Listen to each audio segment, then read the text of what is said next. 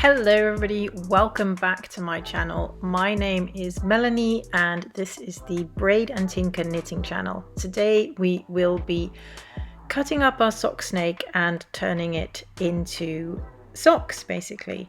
So what you need is your sock snake, and in the middle I have put a stitch marker. So this is basically the dead center. Now this part is a little fidgety.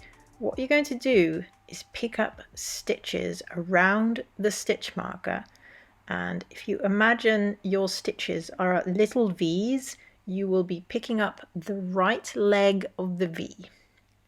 So stitches are little V's and you're picking up the right leg of the V, and you're going to go pick them up, pick, and you're going to go all the way around and just keep picking them up, and pay close attention that you are knitting or picking them up in the same row. So I'm not doing this super fast, I'm just speeding up the video a little bit because otherwise it's going to take 3 hours and nobody has time for that. Just pulling out the stitch marker because it was getting annoying. Make sure that I was doing it a little bit tight up to the stitch marker.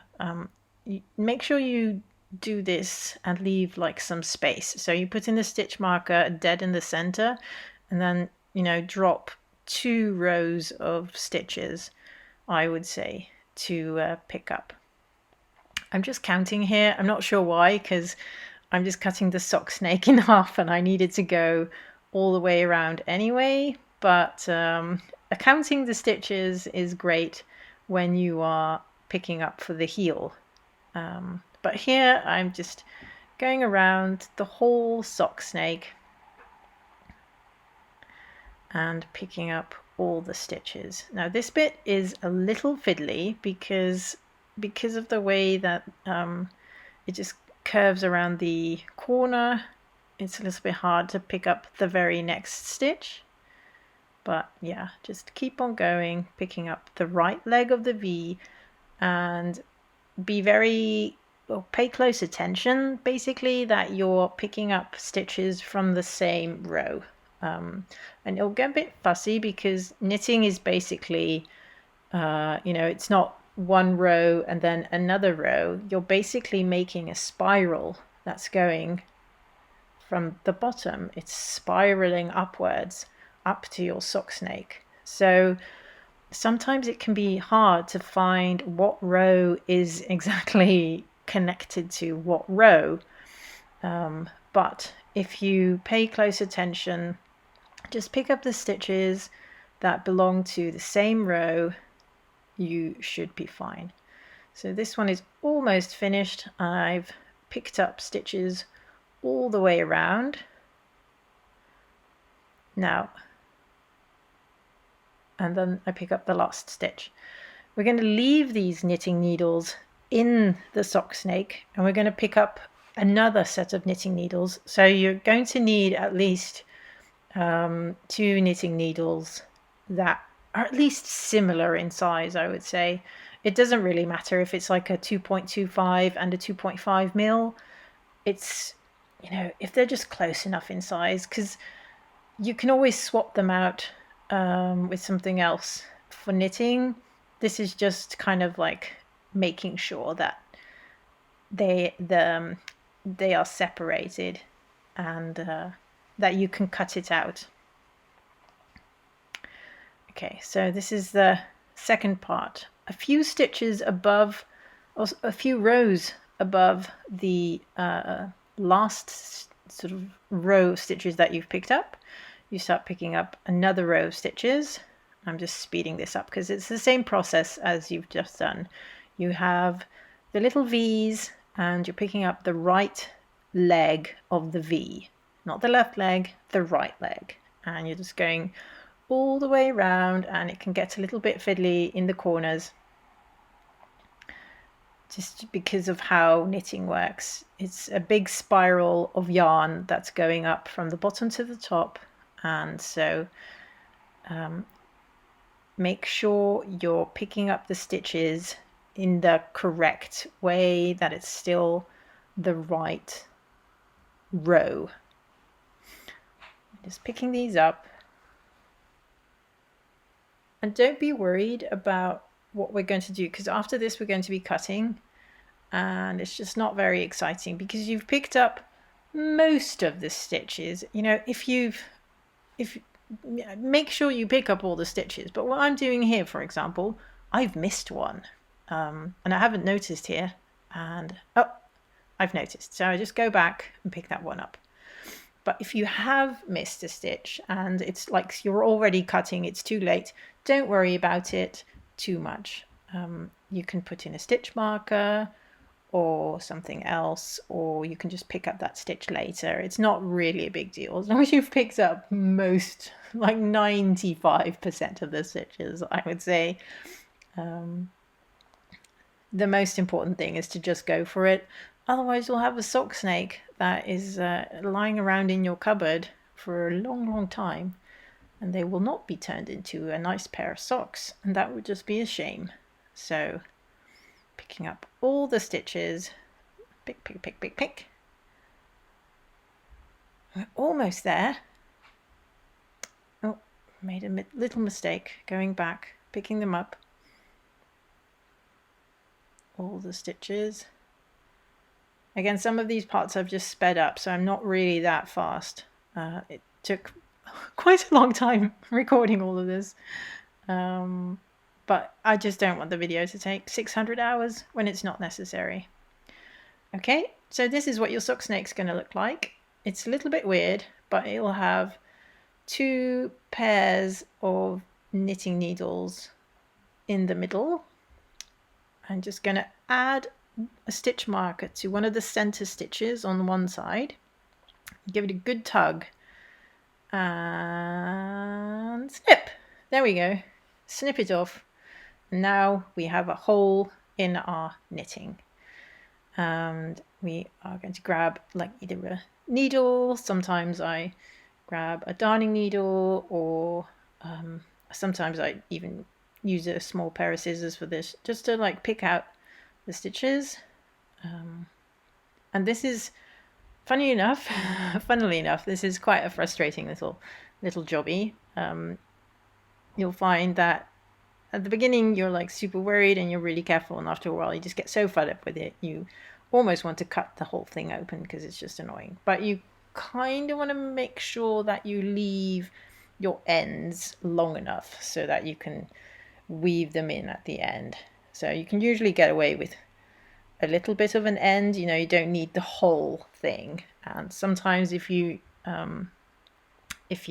put the 2 needles a few rows apart, you will have quite a long bit. You could cut that off, obviously, but so there you go. So this is one half of the sock snake. We have basically decapitated our sock snake, and what we're going to do now is add a toe. You can knit any toe that you want for your sock snake.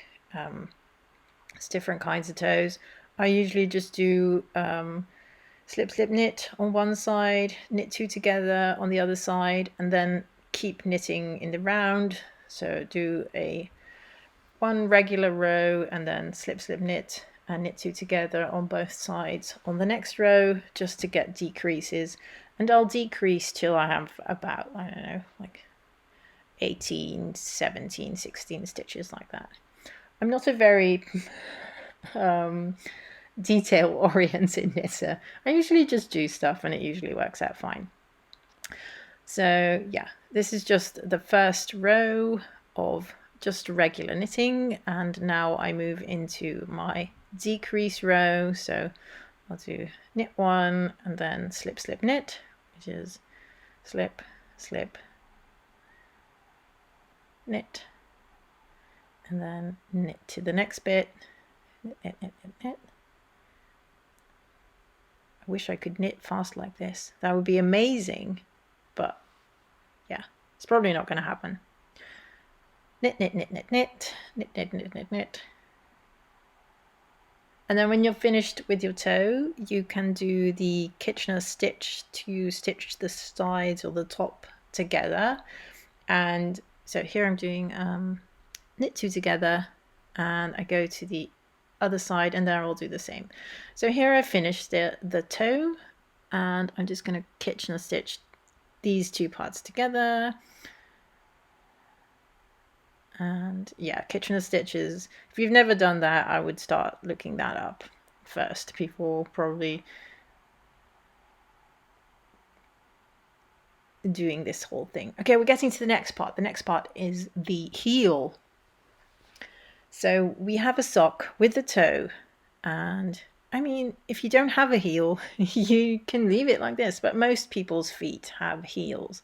So socks are a bit more comfortable with a heel. The problem is, where are we going to put the heel? So I have a trick for this. I grab a sock that I've knitted before that I like the size of. This is one of the Odeline socks. I have a pattern for this sock on Ravelry. I do like this sock. I need to knit another pair of these. They're so lovely. Anyway, you lay it flat and then you kind of fold the heel double like I'm doing here. Make sure it's good and flat. And then you take your sock snake, lie it flat and lie that one up, line the toes, and then you can sort of guess where your heel should be. I've decided I want it there. And this is another thing where, you know, if you're always worried about your socks being too small, just give it a bit more room. If your socks are always a bit too big, just do it a little bit tighter. It's up to you. Yeah. So I'm going to do the whole process of picking up stitches again. I've put in a stitch marker and I'm going to pick up stitches from the row below. Now this is a sock that is self-striping, so it's a little bit easier to see what the row is, although sometimes of course the color jogs from one row to the other, and you know, just pay attention. So picking up stitches, look at the little V's and pick up the right leg of the little V. Picking them up, and this is going to be a little bit different. We are not going to go all the way around because it's the heel, so we need to only pick up the stitches on one side. So we're going to go all around and go to the other side, and then we're again, don't be fooled, we're going to pick up the right leg of the little V's. Pick them up.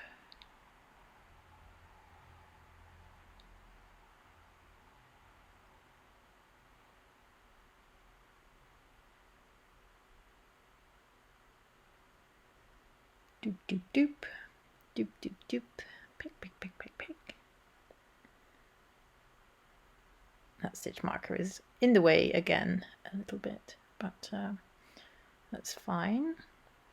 So yeah, as you can see, the process for picking up the stitches for the toe, for separating the sock snake into 2 parts, is similar, but it is different to picking up the stitches for the heel for your sock snake when you're adding the heel part. So it looks like this, and we are going to tug our little stitch marker, snip it off so that we make a hole in our knitting, and just gonna tease out.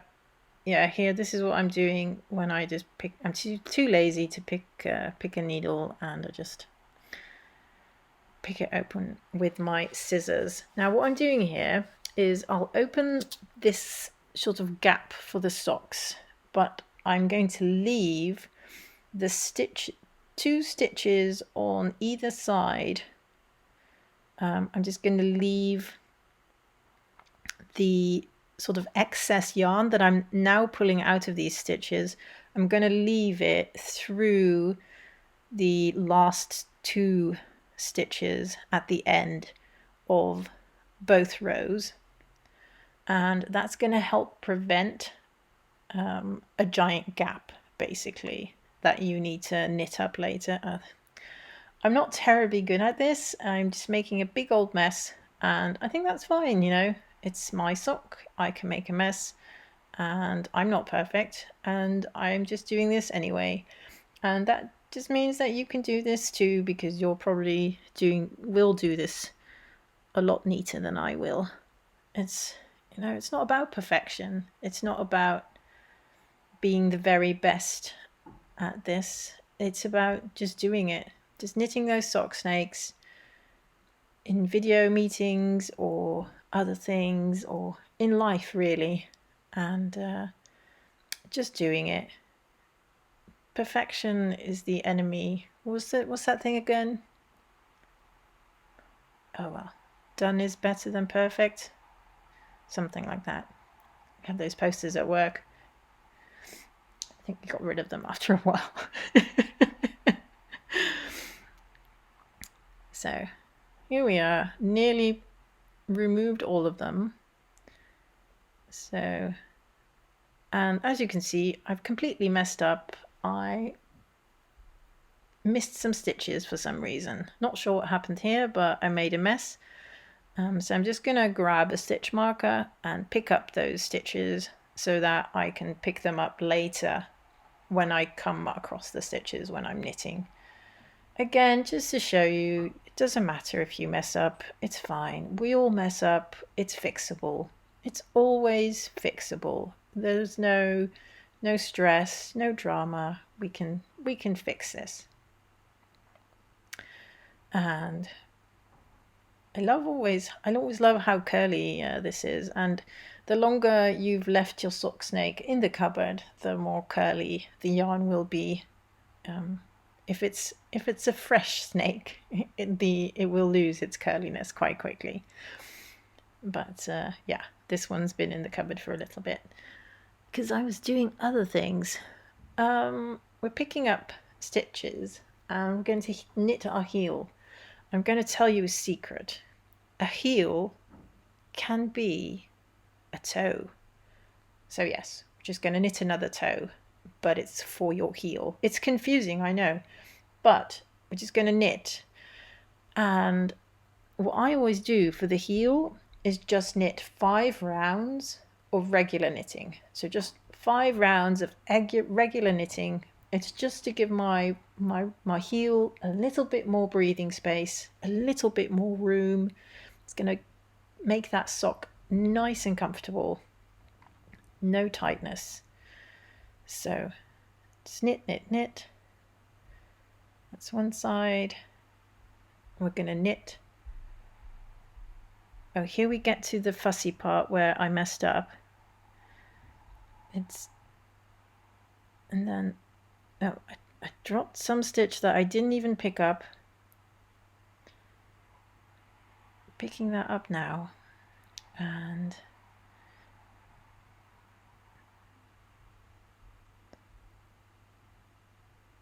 getting that yarn out of the way, picking that up, and then just opening that stitch marker, putting the stitches back on the left needle, dropping the stitch marker and knitting them. And sometimes they are twisted, but you can always twist them back. It's not a problem, no drama, just keep on knitting. And we're done. We can go on. So for the first bit, just knit 5 extra rows of regular knitting before you start knitting decreases. And how do you knit the decreases? Just like you do with the toe. So slip, slip, knit, or knit 1, slip, slip, knit. Knit to the last 3 stitches of your row. And you can see here I've done 5 rows of regular knitting, so there's already a little bit of heel appearing.